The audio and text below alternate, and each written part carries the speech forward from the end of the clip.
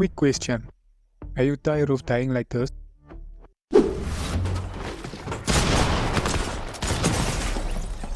If your answer is yes, then don't worry, I got you. What's up everybody? Now in this video today I'm going to be going over tips, tricks, skills and a few gray areas that you can implement into your gameplay. Some of you may already know some of these moves, or even if you may know about it, that doesn't necessarily mean that you are using it in the way that it should be used, right? So I'm going to be showing you examples from my own gameplay and walk you through it so you have a better understanding of what I'm talking about. And for those of you who watched my previous video about making earnings in South Africa or on iPing, this video is definitely going to help you a lot because it will help you to place better or play better in the tournaments that I explained. If you haven't watched the video I'm talking about, definitely go check it out. I'll try and pop it up on the screen so you can check it out. And yeah, let's get into it. Now the first tip that I have for you today is to keep your distance. Now I know that sounds simple, but let me explain. By keeping your distance against lower ping players and always having one or two builds between you and the player you're fighting, you always have some sort of strategy or method of escape. And not only that, you also have cover, you have a way to fight back or to counter if that's what you're going to go for. Now I want you to look at this next clip. You can see that I'm very low in this clip. I heal up with minis and I decide I'm gonna go and push these guys because I know both of them are low, right? So as you can see here, I don't manage to get the wall, but I do manage to get a stay inside. And I decide to take another angle. Unfortunately I must, but look how I immediately disengaged the fight and started making distance between me and the enemy. Then I do manage to hit one of them for 80 damage. Now they do manage to hit me back, but I also do manage to put another layer between me and the enemy. And from that layer I take another shot and I manage to knock one of them. His teammate tried running, but my teammate respawned already and eliminated him before he could escape. So as you can see, putting distance between you and the enemy is definitely a very good way to handle low ping players, especially very aggro players. Now here's another example of putting distance between you and the enemy. So in this clip I'm also very low. Don't ask me why I'm always very low. But yeah, anyway, you can see that I'm healing up and someone decides to push me. And so I immediately, when I see he's pressuring my wall, instead of holding the wall, I move away and I put distance between me and him because I don't know what ping this guy is on. So like 80% of the time, 90% the person is gonna take your wall. So instead of holding the wall, I put distance between myself and the enemy. And notice how I take a nice right hand peek and I get a nice big pump on him. And from there it's just a matter of cleaning him up because his panicking is in my build. So it's also another benefit of having a lot of layers between you and the enemy. Now in this next clip I'm looking for the last guy and I have no idea where he is. It's the end of the game. I need to rotate, so I move. He starts spraying me eventually, so I find out and then he decides to just jump straight into my face and hits me hard. So immediately I start making distance between me and him. I managed to get away, and then this is another thing I want to tell you about. Do not overbuild. Do not overbuild, okay? Whatever you do, don't overbuild because you're gonna waste a lot of your mates, especially now that you only have 500 of each material. So definitely don't overbuild. Try building smarter. Like you can see in this video, I actually go down and I box up among my other builds. So as you can see, that definitely bought me some time. And also you wanna try and use hard mates, okay? I managed to get the big bot off and then he immediately starts pressuring my wall. So as you can see, he tried to break it with the pet, but because I used hard mates, he didn't manage to break it. I immediately start looking for counter damage and I get one shot in, I get another shot in, and I just play behind cover and use angles to hit him from. After I hit him for the third time, I know he's very low and he's gonna disengage now, and that's when I take the chance to pressure him. So I go with the baseball bat and I managed to kill him and get the win. So in these 3 videos I explained how to make distance between you and the enemy, ways that you can use the distance, never to hold your wall, and not to overbuild against players even though you're probably very low and you wanna use all your mates. So that's how you're gonna implement all 3 of these moves. You can go back and rewatch them. If you didn't understand anything, definitely let me know down in the comment section and I can try and explain it a bit better. Okay, so let's move on to the next. One more thing that I wanna add before we move on is that you should always take pre-fires, okay? When someone is spraying your wall, definitely try and go for a pre-fire, because you never know, you might hit the max damage shot and it changes the whole rhythm of the game.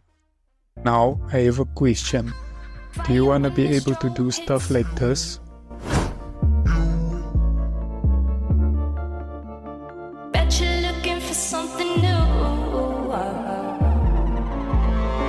I feel the hate with you staring up across the room. I dare you play your cards, boy, you bet I'm a trendsetter too.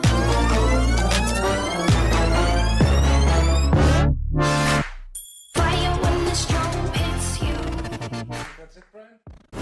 Now it goes without saying that at least most of us are not be able to play like it, right? So, for those of you who struggle to play aggressively and catch your opponent off guard, this next part of the video is definitely for you. And in this next part of the video, we're gonna be going over 2 aspects.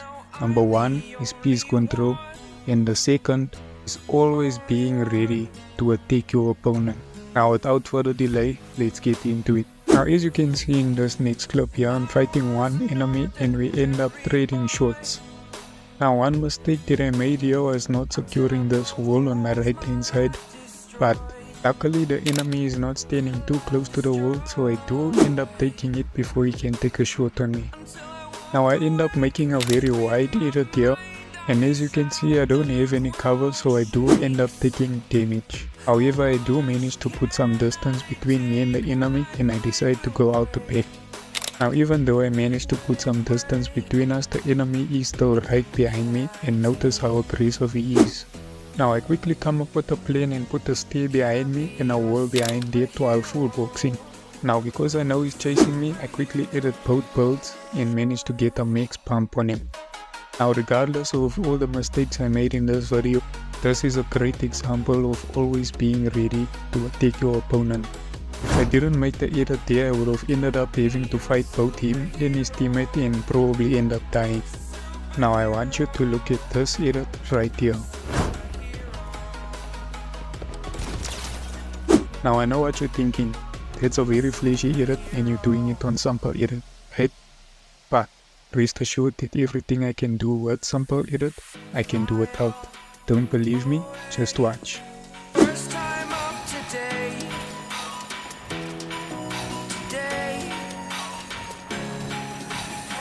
To dream, believe.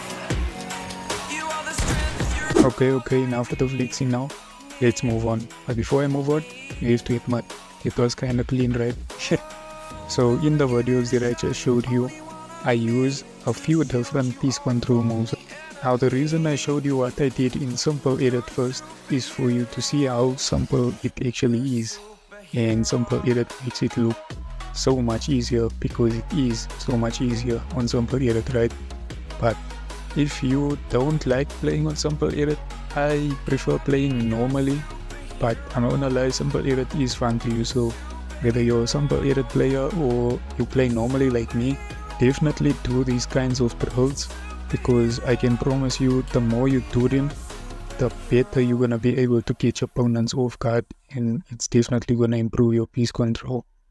If you want this specific map that you saw in the clips I showed previously, just let me know down in the comment section.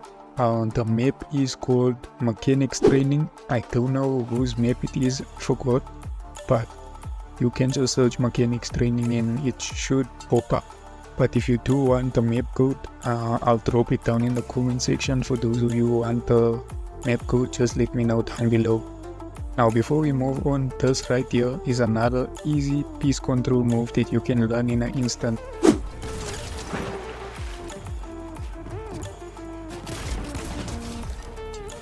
All you need to do is look out for when you and the opponent are ramping next to each other, and just slide a cone from your ramp to his ramp, or you can do it in reverse, whichever way. You can also place walls to prevent the opponent from escaping.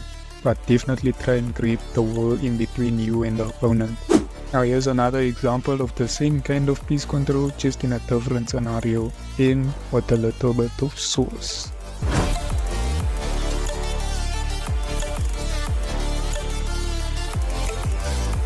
As you can see, in that situation there's literally nothing that the opponent can do.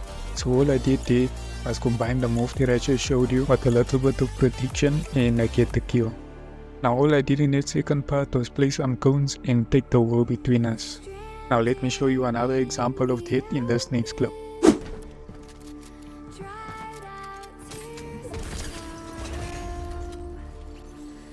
And it's as simple as that. As long as you can predict where the person is going, you can place builds before they do and secure easy kill. Now in this next clip, this is another good example of always being ready to fight. As you can see, I'm on high ground in the end game and I'm pressuring everyone below me. Now I managed to hear some shockwaves, so I prepare myself in case someone jumps up and someone tries exactly that. But because I was prepared, I could line up a shot and get a nice shot in right easy landed. Now because I got this kill, I was able to get a nice refresh in the end game and still maintain my height with no problem. Now in this next clip, I'm running for my life. But because I'm always ready for a fight and always looking for piece control opportunities, I managed to do that.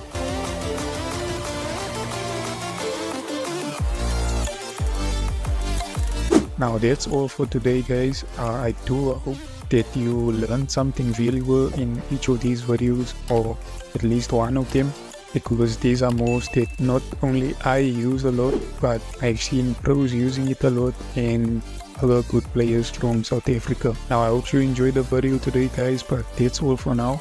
I'm definitely going to continue making these videos, but thank you so much for your support on both the previous video and this video. Please show some love, drop a like, please subscribe, guys, and drop a comment down below. You can just say hi, drop an emoji, whatever you wanna do. If you have any questions, or if you feel like I missed anything or don't understand anything, definitely let me know down in the comment section and I will definitely respond to you, because I do respond to everybody with comments. Test me, let's see if I do. But anyway, guys, thanks for watching the video. I appreciate it so much, and I'll see you guys next time.